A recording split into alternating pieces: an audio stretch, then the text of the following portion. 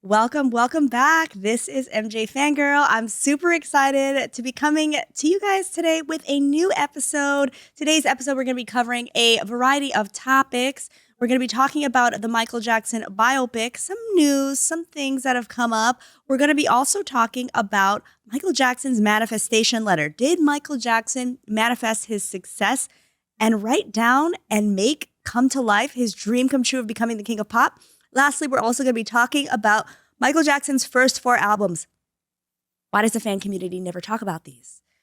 What our favorite songs are. And I couldn't do this episode without my favorite Michael Jackson fan of all, my husband, MJJ Anonymous. Welcome. Hey, everybody. How's it going? Excited to be here with your new setup. Yes. Pretty cool. Yeah, super excited. We're in a new podcast studio. Really excited. Decorated it with all our favorite Michael Jackson memorabilia. People in the comments of my past videos have been asking, why don't you have any memorabilia up in the background? And now it's back up. So, yeah. The daughter was the reason why for a while there. Yeah, exactly. Yeah, we can't guarantee that our things will stay intact without without the baby coming after everything. Yeah, exactly. So yeah, we're super excited to be here. Really, it's going to be a lot of fun to be in the studio. And our producer, Solomon, is going to be helping us out. What's up, Solomon? Hello, everyone. How are you? Welcome. Yes, he's going to be helping us out, throw up some media, videos, pictures. And yeah, let's just get started. So, the Michael Jackson biopic. Here we go. So there's... no news is good news, I think. But in a way, we're still waiting on edge for this teaser to come out. Still waiting on that. I looked at IMDb today, and it still says October is the release date. Yes. Not pushed back any further than it already has been pushed back. So there's got to be a teaser coming soon. I know. Something. It's almost, I think it's 7 months away. It's going to be 6 months away in April, which is slowly coming pretty fast. So I feel like if we don't get a teaser, at least by my birthday, which is early May, then we can just count on this coming out in 2026. What do you think? Well, I don't know. Maybe they'll do it 4 months before the movie comes out. Who knows? Yeah. Push it back a couple of months. I think typically 5 or 6 months is a good time or a time that Hollywood gives out their teaser trailers for upcoming movies. So let's just hope it comes out. Yeah. A lot of people were kind of upset with my video that I did. This is going back about 2 months ago when I reported on the rumor that the biopic was going to be pushed back even further than October 2025. And people were upset. They were like, why would you report on these rumors, MJ Fangirl? And for me, I just want to share with you guys the news. That's what I want to do. And so today I'm going to follow up with that. We're going to just go along with the fact that it is still coming out October 2025. And we're going to look at some of what the actors have been saying about their roles. Yeah, that's going to be exciting. And to the community, don't get mad. She's just reporting on the news, like you said. And sometimes the articles look like they got some truth to it. So you got to talk about it at least. Yeah. And I feel like this is something that we've been super excited about in the community. So I don't ever want to not bring up things. And I will always make sure that it's, got some type of truth to it. And, Yeah, I agree. And I'm looking forward to chatting about these interviews coming up. Yes. So let's get into the first one. I got my little handy dandy notes here. Kat Graham, who plays Diana Ross, shared a little bit of something on the red carpet. Solomon, take it away. I've always been inspired by the Motown ladies, specifically because their music impacted a generation and helped lead a revolution. And I don't take the music that these women made for granted or lightly. So it meant so much more to me than I think people realize. Because of what they represented to the community. So Pretty good. Yeah. I was gonna say I like that she's inspired to do the role, and that probably brings a lot more I guess, effort into trying to nail it and do Diana Ross and all the women justice. Yeah. I'm really excited because I know Diana Ross played like a huge part in Michael's life and inspiring him as an artist, as a performer, as of just a person in show business, it seems like. And so yeah, I'm really excited to see like where she takes this and how big of a role she actually is going to play. Because to me, Right. it doesn't seem like it would be a huge part of the movie, but it's Will she be like at the Jackson 5 performances when she would used to introduce them, right? The first time she introduced them as Michael Jackson, the Jackson 5. Remember in American Dream, and Joseph was mad. yes, It's not the yes. Michael Jackson, Jackson 5, it's the Jackson 5. So maybe they'll throw that in there and just whatever advice she helped give him growing up. Right. Yeah. I think it's going to be really interesting because, like you said, a lot of these characters are ones that they also portrayed in American Dream. And which is my favorite Michael Jackson like movie representation. And so yeah, let's see what they do in comparison to that. Yeah, excited. Great first clip. Yes. Okay. Now we're going to be moving on to the next clip, which is Nia Long playing Mrs. Katherine Jackson. I have to hear about your experience filming the Michael biopic. I want to know, how did you get the role? How was it working with Coleman Domingo? And also, does Jafar do a great job playing Michael? I mean, that is a loaded question. First of all, I love Antoine Fuqua. He has just taken this project to a place that is magical and wonderful, and Jafar is incredibly talented and beautiful, and Coleman Domingo is probably one of my favorite human beings on the planet.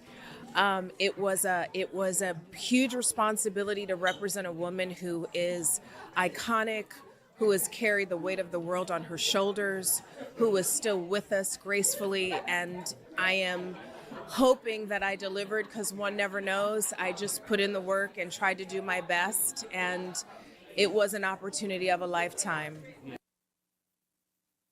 There it is again, feeling like a lot of responsibility, and they know the impact that Katherine had. She knows, and to say Coleman Domingo is her favorite person in the world, they must have gotten really. They should have had a good relationship on the set, and I'm hoping that also transferred over to his performance as Joe. Yes. Yeah. And I feel like he's been one of the more outspoken ones when it comes to like his role. Everybody keeps asking him about like how it was to portray Joseph. So this was really interesting to hear from Nia Long. And like we had talked about in an episode probably sometime last year that we did together, Nia Long is like, at least in the Black African-American community, she's like royalty to us, like someone that like, you know, is just has been the epitome of beauty and grace. And I think it's going to be interesting to see her in this role, which is, I think, going to be probably one of the larger movies that she's been in. Because to me, I feel like she's been like, you know, like a little secret to us, you know, because she hasn't been in a big blockbuster film. Not that I know of anyway. Right. That's what I was going to say. It's like a blockbuster film for sure. So this might definitely be her biggest project she's been involved with. And I don't know about her whole career, but definitely one of the biggest ones. Yeah. So I'm very excited. So now we've talked a little bit about Coleman Domingo. Yes. We do have a clip of Coleman. Let's check that out. Of course, it'd be amiss not to ask you about Michael. Yeah. I'm interested for a few reasons. Number one, I'm a big Jacksons fan. Cool. Number two, I was actually the last person to interview Joe before he passed. Oh, really? Yeah. How was that? I found him to be, at 89, charismatic. Yes. I found him to be charming. Yes. I'm curious to you what you learnt about the man that you don't think the world knows or would be surprised to know. Those things, that he was charming and charismatic, and he was passionate, and I think that he was he had a great work ethic, and he instilled that in his kids. So I feel like I found out, you know, I wanted to find the man who was the blue-collar man who gave everything he could to really, you know, help his children be the best that they can be. You know what I mean? You know, there's always questions about personality or person, child rearing, you name it. But he's a man from the South, blue-collar, and he gave what he could, you know? That's cool. Can I say I am looking forward to Coleman Domingo's performance the most after Jafar, who Jafar Jackson is Michael Jackson's nephew playing Michael in this role. Yes. I really, really feel like this is going to be such a big part of this biopic and the Michael Jackson story for years to come, how people will remember Michael and Joseph. What do you think? Yeah, I'm curious if he's going to be like a co-lead with Jafar or just like a co-star. But I think it's cool. Like, again, American Dream, the perspective they gave of Joe was family man, but a lot of it was from the kid's view, which is, you know, a little tough father growing up. So this one, hopefully they kind of show like the magic that he had, the ability to say, all my kids are talented. They're all going to be stars in the business, and how much he loved his kids. And let's see. I mean, Coleman Domingo is a great actor. I love Fear the Walking Dead. So yeah, I'm looking forward to this performance. Yeah, I mean, I think for me, one of the things is just seeing how different the portrayal is, like you said, in comparison to American Dream, but also from the perspective of like the Michael Jackson estate, because we've talked about this, and I've told you when we went to go see the Michael Jackson musical, MJ the musical, I was kind of like, on the portrayal of Joe, it seemed to be very one-dimensional. And he's such a complicated figure in Michael Jackson's life story because, like you said, he's the one that was able to take them from that lifestyle in Gary, Indiana, living in a house the size of a 2-car garage with all those kids. And I mean, they became megastars. Michael Jackson became one of the most famous and most successful entertainers in the world. And, you know, I just hope that they'll show both sides. I agree. And hopefully it's Oscar-worthy performance too. Yes. Yeah. Wouldn't that be great? That would just be great. Yeah, Coleman Domingo definitely deserves his time as a nomination at least. I'm sure he's going to do a great job. Yeah, for sure.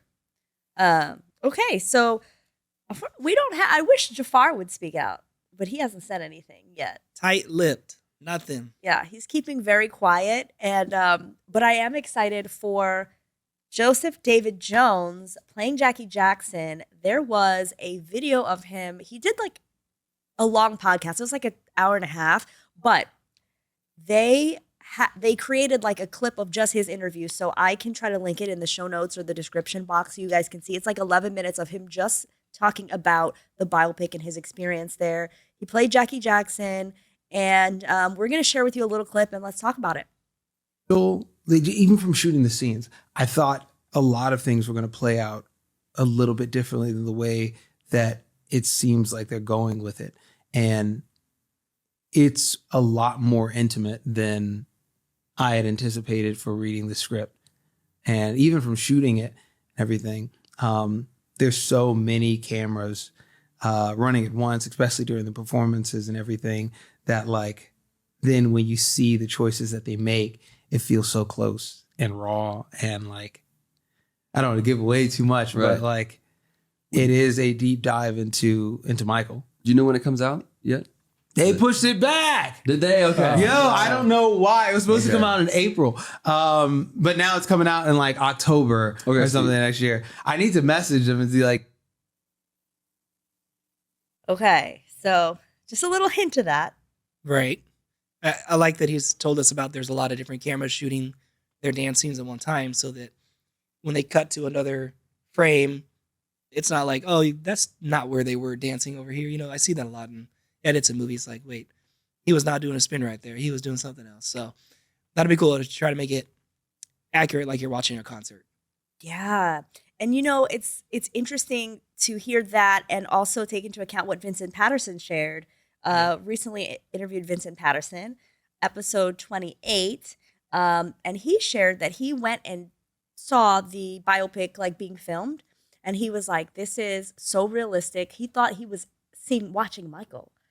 Like he watched a part of the Victory Tour being done, which is what this actor just now is sharing about. And yeah, I can't wait to see that. It's like, I want to feel the magic. I wish we were on that set. I know. Get us up, MJ Estate. I know. Seriously, invite us. But yeah, also not only the concert parts, but like the fact that this whole biopic is going to be like a more intimate look at Michael Jackson is, I think, what we all really want and crave. I've said this before, but I don't want to walk away thinking, okay, cool, like that's exactly what I always knew about Michael. Like, and all my books that I've read and all the conversations that we've had and all the documentaries and everything, like, I want to be surprised by something. I want to take something away from it and be like, wow, like I learned about Michael. And this biopic is going to leave that legacy. A lot of people don't know like how impactful it's going to be, but like think about Queen. Like I didn't know anything about, to be honest, I didn't really know anything about them until I saw Bohemian Rhapsody and the stories of them and what they went through and their triumphs and their highs and lows. That's all in my mind from the biopic. And I know that they're never going to show exactly what really happened, but it's that feeling that you leave with that inspires you to like want to learn more about the artist. Right. That's a good point. As a fan, like you said, we've seen the movies, we've seen the documentaries. We know a lot of the stories that keep getting told again and again. But more intimate, more things that happen behind the scenes in his regular life, not as King of Pop, but just as the man, Michael Jackson. Join the MJ Fangirl Patreon for Patreon members-only exclusive content 3 times a month and access to the entire video library. Shout out to our platinum sponsor, Marlis. You are the best.